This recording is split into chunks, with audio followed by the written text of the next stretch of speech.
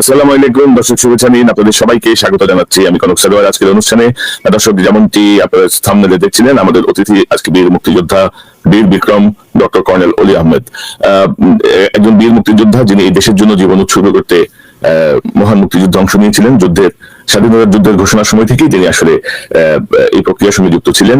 আজকে দেশে একটি অত্যন্ত জটিল পরিস্থিতি, ভারত বাংলাদেশের সার্বভৌমত্বের উপরে হাত দিচ্ছে, বিতাড়িত হাসিনা ভারতে বসে নানা রকম উস্কানি দিচ্ছে, সেই উস্কানিতে অংশ নিচ্ছে ভারত। এই সব বিষয় নিয়ে আমরা আজকে কথা বলতে এই বীর মুক্তিযোদ্ধাকে আমন্ত্রণ জানিয়েছি। ডক্টর কর্নেল অলি আহমেদ বীর বিক্রম, আপনাকে স্বাগত জানাচ্ছি আজকের অনুষ্ঠানে। কনক সরোয়ার, আপনাকে ধন্যবাদ। আপনার মাধ্যমে যারা দর্শক শ্রোতা আমাদের এই প্রোগ্রাম দেখছেন তাদেরকে আসসালামু আলাইকুম ওয়া রাহমাতুল্লাহি ওয়া বারাকাতুহু। আল্লাহ আপনাদের সকলের মঙ্গল করুক। আল্লাহ আমাদের সবাইকে সুস্থ রাখুক, সুন্দরভাবে আমাদের জীবন যাপন করার তৌফিক দান করুক। জি, ওয়ালাইকুম আসসালাম স্যার। এই যে স্যার, আমরা যে বিষয়টি নিয়ে আমি কথা বলছিলাম, যে ধরেন আমাদের ফ্যাসিস্ট হাসিনা, আমাদের খুনি হাসিনা যে এত মানুষ হত্যা করার পরে ভারতে যে আশ্রয় নিয়েছে, এবং আপনি জানেন যে সেখান থেকে উস্কানি দিচ্ছে, নানা রকমের কথা বলছে, বাংলাদেশে আগুন জ্বালিয়ে দেওয়ার কথা বলছে, নানাভাবে ঢাকা দখলের পরিকল্পনা দিচ্ছে, নানা কিছু সামনে আসছে। আমাদের সংখ্যালঘু সম্প্রদায় যাদের সঙ্গে আমাদের আসলে একটা হৃদ্যতার সম্পর্ক, সেটা নিয়েও আমরা দেখছি যে হাসিনার পরবর্তী সময় থেকে একটা মানে হট্টগোল শুরু হয়েছে, এবং সেখানে উস্কানি দিচ্ছে ভারত সরাসরি। আমাদের আগরতলায় আমাদের সহকারী হাই কমিশনে হামলা হয়েছে, আপনি জানেন। তো সবকিছু মিলিয়ে এই যে হাসিনার কথায় বা হাসিনাকে কেন্দ্র করে ভারতের এই যে নাচানাচি, এই যে বাংলাদেশের বিরুদ্ধে অবস্থান, আপনি কিভাবে দেখেন এই বিষয়টা? এটা অত্যন্ত দুঃখজনক। ভারত বলে তারা আমাদের বন্ধু, আমরা মনে করতাম তারা আমাদের বন্ধু। আমি 1971 সালের কথাই বলি, তারা বলে তারা আমাদেরকে স্বাধীনতা এনে দিয়েছে। আসলে ঘটনাটা সত্য না। আমরা চেয়েছিলাম স্বাধীনতা, তারা চেয়েছিল পাকিস্তানকে দুই টুকরা করা। এটা নেহরুর ডক্ট্রিন ছিল, রয়ের পরিকল্পনা ছিল। তারা তাদের পরিকল্পনা বাস্তবায়ন করেছে, আমরা আমাদের পরিকল্পনা বাস্তবায়ন করেছি।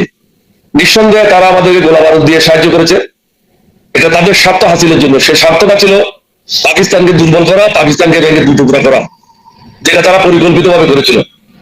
কিন্তু আমরা মুসলমান হিসাবে আমরা সকলের কাছে কৃতজ্ঞ, যে বা যারা আমাদেরকে সাহায্য করেছে আমরা প্রত্যেককে ধন্যবাদ জানাই, প্রত্যেকের জন্য দোয়া করি। ভারত আমাদের প্রতিবেশী। আজকে ভারতকে বুঝতে হবে, ভারতের আশেপাশে যারা আছে তারা সবাই ভারত থেকে দূরে সরে যাচ্ছে। কি কারণে সরে যাচ্ছে? কারণ তাদের হিন্দুত্ববাদের জন্য সরে যাচ্ছে। বর্তমান ভারতের সরকার ক্ষমতা আসার পর থেকে তাদের মধ্যে হিন্দুত্ববাদটা প্রাধান্য পেয়েছে। মুসলমানদের উপরে বিভিন্ন রাজ্যে অত্যাচার করছে, পিঠে মারছে, নামাজের সময় পিছনে লাথি মারছে। এই সমস্ত ঘটনাগুলি নিত্যদিনের ঘটনা। বাংলাদেশে মেজরিটি মাইনরিটি বলে কোনো কিছু নাই। আমরা মনে করি আমরা সবাই বাংলাদেশি। এবার যে দুর্গাপূজা হয়েছে আপনি জানেন, মুসলমানেরা দুর্গাপূজার মণ্ডপ পাহারা দিয়েছে।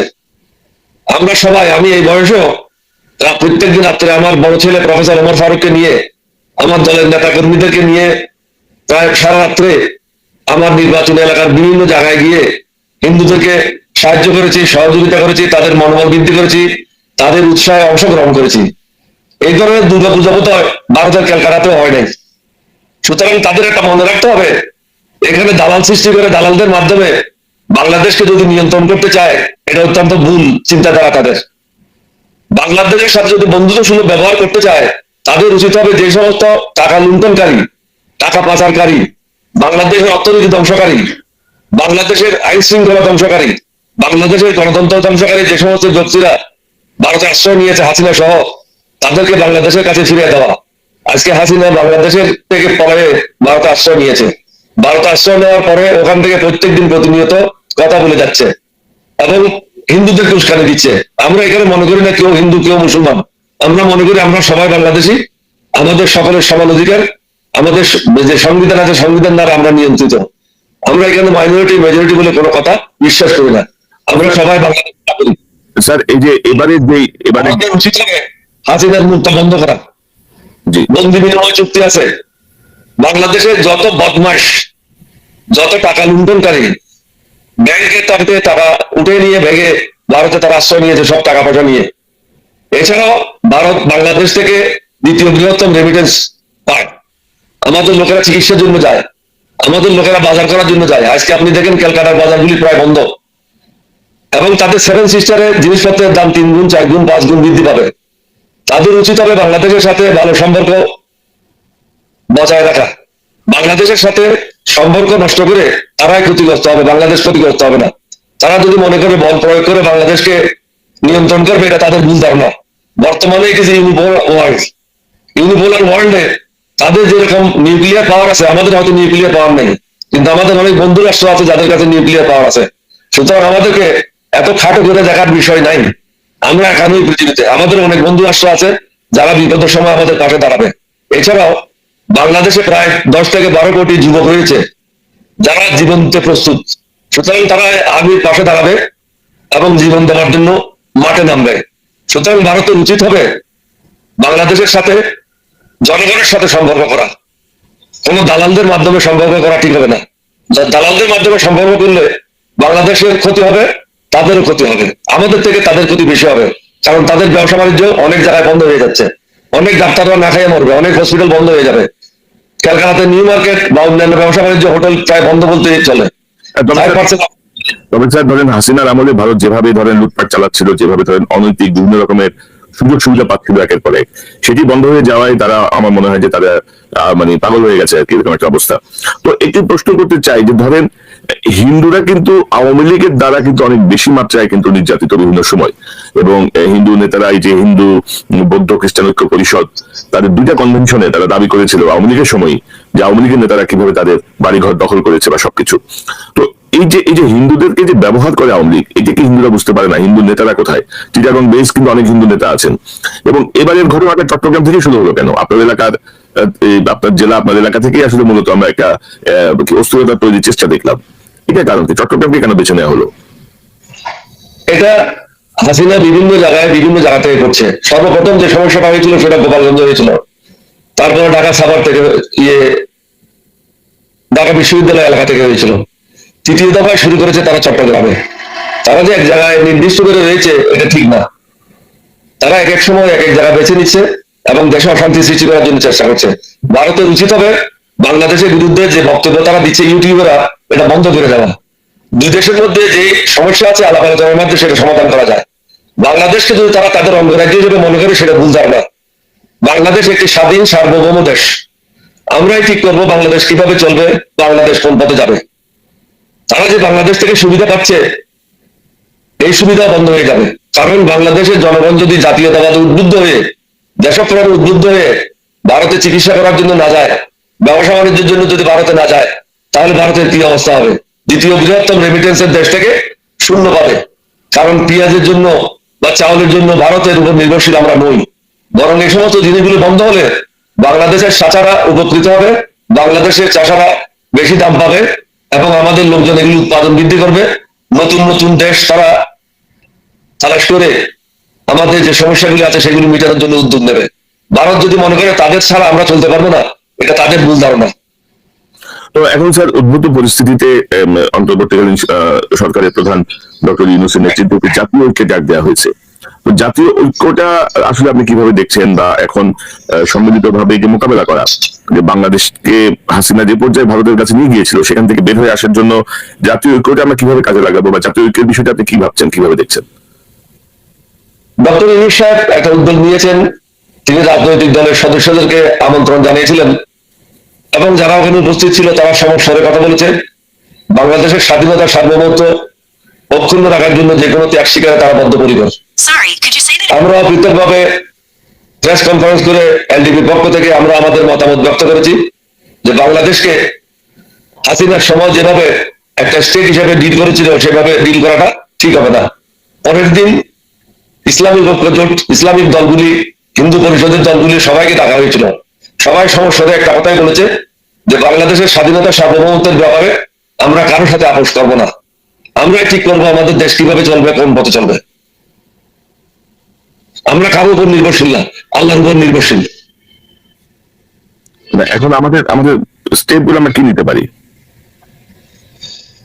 আমাদের জনগণ বিভিন্ন জায়গায় আপনারা দেখছেন তারা মিছিল মিটিং করে, আজকে সামরিক বাহিনীর প্রাক্তন সদস্যরা একটা মিছিল করেছে। এই সমস্ত গুলির কারণ হচ্ছে সবাই জাতীয় ঐক্য আছে, জাতি দৃঢ়ভাবে বর্তমান অন্তর্বর্তীকালীন সরকারের পিছনে দাঁড়িয়ে আছে এই জিনিসগুলি ডেমনস্ট্রেট করছে। ভারতের মধ্যে ইদানিং কয়েকজন ইউটিউবার তারা অত্যন্ত গঠনমূলক বক্তব্য রাখছে। এর ফলে দুই দেশের মধ্যে যে টেনশন, এই টেনশন গুলি কমার জন্য একটা সুযোগ সৃষ্টি করে দিয়েছে।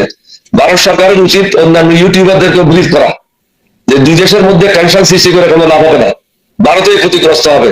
কারণ ভারত সেভেন সিস্টারে তাদের মালামাল নিতে হলে 3 গুণ 4 গুণ 5 গুণ দাম বৃদ্ধি পাবে। আজকে বাংলাদেশের কারণে সেভেন সিস্টার জীবিত আছে, না হলে সেভেন সিস্টারের অবস্থা অর্থনৈতিক ভাবে খুবই শোচনীয় হবে, পশ্চিমবঙ্গের অবস্থা খারাপ হবে। এখন ভারতের অনেক রাজনীতিবিদের সঙ্গে আপনার যোগাযোগ ছিল, হয়তো আছে এখনো। আপনি কি কারোর সঙ্গে যোগাযোগ করার চেষ্টা করেছেন বা কথা বলার চেষ্টা করেছেন, বা তারা কি আপনার সঙ্গে যোগাযোগ করেছে কিনা একটু যদি জানতে চাই। না, সত্য কথা হলো 2000 সালের পর থেকে ভারতের কারোর সাথে আমার যোগাযোগ নেই। কোন মন্ত্রী বা কোনো এমপি, কোন রাজনৈতিক নেতা, কোন সাংবাদিক, কারোর সাথে আমার যোগাযোগ নেই। আমি আমার দেশকে নিয়েই ব্যস্ত, আমার পার্টিকে নিয়েই ব্যস্ত। আমার দেশ কিভাবে এগিয়ে যাবে, যেই আশা আকাঙ্ক্ষা নিয়ে মুক্তিযুদ্ধে গিয়েছিলাম সেটা কিভাবে বাস্তবায়ন করবো, সবসময় এগুলি নিয়েই চিন্তা করি। বর্তমান সরকারকে আমরা বলেছি আপনারা নিরাপদ না, আপনাদেরকে কাজের পদ্ধতি বদলাতে হবে। দক্ষতার কোনো বিকল্প নাই। অনেকের হাই ডিগ্রি থাকতে পারে, কিন্তু দক্ষতা না থাকলে, কাজের এক্সপিরিয়েন্স না থাকলে অভিষ্ট লক্ষ্যে পৌঁছানো সম্ভব না, যেটা বর্তমান সরকারের পক্ষে যেটা হচ্ছে। গত 3 মাস তাদের কাছ থেকে আমরা যেভাবে আশা করেছিলাম সেভাবে তারা আমাদের আশা আকাঙ্ক্ষা পূরণ করতে পারে নাই। তারা খুব স্লো, এবং প্রত্যেকটা মন্ত্রণালয়ে যে কাজগুলি করার কথা এটা অনেকেই বুঝছে না তার দায়িত্বটা কি। শুধু মনে করছে একটা ফ্লাইট পেয়েছি, একটা গাড়ি পেয়েছি, মন্ত্রী হয়ে গেছে, অনেক কিছু হয়েছে, কিন্তু 18 কোটি মানুষের যে দায়িত্ব তার কাঁধের উপর বর্তাইছে সেটা সে বুঝতে ভুল করছে। সুতরাং নির্বাচন যত তাড়াতাড়ি হবে এই সরকারের জন্য মঙ্গল।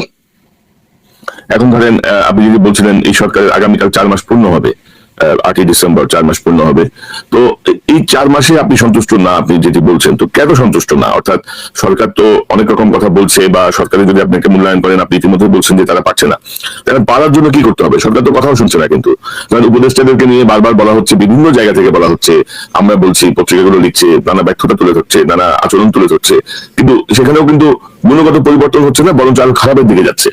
নতুন নতুন উপদেষ্টা যাদেরকে নেওয়া হচ্ছে আরো বিতর্কিত লক্ষ্যে নেওয়া হচ্ছে। এটার কারণ কি? আবার এখানে 111-এর 5-6 জন মানুষ আছেন যারা 111-এর সময় যুক্ত ছিলেন সরকারের সাথে। তো সব মিলিয়ে এই সরকারের নেপথ্যে আপনি কোনো ষড়যন্ত্র দেখছেন কিনা, বা আপনার? অবশ্যই ষড়যন্ত্র আছে। কারণ গত 4 মাসে যে সমস্ত মন্ত্রী, এমপি, সরকারি কর্মকর্তা হাসিনাকে টিকিয়ে রেখেছিল, যে সমস্ত ব্যবসায়ীরা হাসিনাকে টিকিয়ে রেখেছিল, তাদের বিরুদ্ধে দৃশ্যত এখনো পর্যন্ত কোনো পদক্ষেপ গ্রহণ করে নেই। শুধু জেলে দিলে হবে না, তারা যে টাকাগুলি আত্মসাৎ করেছে ব্যাংক থেকে, যে টাকাগুলি লুটপাট করেছে, তাদের কাছ থেকে সেই টাকাগুলি উদ্ধার করতে হবে। বাংলাদেশে যারা আছে অনেকে জেলেও আছে, বাইরেও আছে। বাইরে যারা আছে তাদেরকে ধরার কোনো উদ্যোগ দেখছি না দৃশ্যত। ভিতরে যারা আছে জেলের মধ্যে, তাদের কাছ থেকে টাকা উদ্ধারের কোনো ব্যবস্থা দেখছি না। এখানে টাকাগুলি উদ্ধার করার জন্য পদক্ষেপ নিতে হবে। আপনি দেখেছেন যে একটা কমিটি করা হয়েছিল যে শ্বেতপত্র প্রকাশ করার জন্য। শ্বেতপত্র প্রকাশ করে তারা পরিষ্কারভাবে বলেছে 28,00,000 কোটি টাকা দেশ থেকে লুটপাট হয়েছে, কিন্তু তাদের কাজ না এটা আগুন উদ্ধার করা। বর্তমান সরকারের কাজ হলো এটা আগুন উদ্ধার করা। দৃশ্যত এই সরকার এখনো পর্যন্ত 4 মাসে টাকাগুলি উদ্ধারের কোনো পদক্ষেপ নেয় নাই। তাদের যে রুটিন কাজগুলি তারা করছে না ঠিক মতো। কারণ হাসিনার যেগুলি তাবেদার ছিল সরকারের বিভিন্ন জায়গায়, তারা এখনো বহাল তবিয়ত আছে প্রত্যেকটা প্রতিষ্ঠানে। উচিত ছিল তাদেরকে বরখাস্ত করা, জেলে নিক্ষেপ করা, তাদের কাছ থেকে টাকাগুলি উদ্ধার করা, তাহলে একটা সিগন্যাল যেত। সবচেয়ে বড় কথা হলো হাসিনার মাতা যেটা রাষ্ট্রপতি, তিনি এখনো নিজ পদধিষ্ঠিত আছেন। সুতরাং এখানে আওয়ামী লীগের সাহস অনেক বেশি। তারা মনে করছে বর্তমান সরকার অপারক, যার কারণে শাহাবুদ্দিন চুপুর মতো একজন লোক এখনো রাষ্ট্রপতি হিসেবে আছে। সর্বপ্রথম এটাকে পরিবর্তন করা প্রয়োজন ছিল। এখানে সংবিধানের দোহাই দিয়ে, আইনের দোহাই দিয়ে চলবে না। এই সরকার আইন মেনে আসে নাই, এই সরকার আসছে বিপ্লবের মাধ্যমে। বিপ্লবের মাধ্যমে যখন একটা সরকার আসে, is a necessity of law.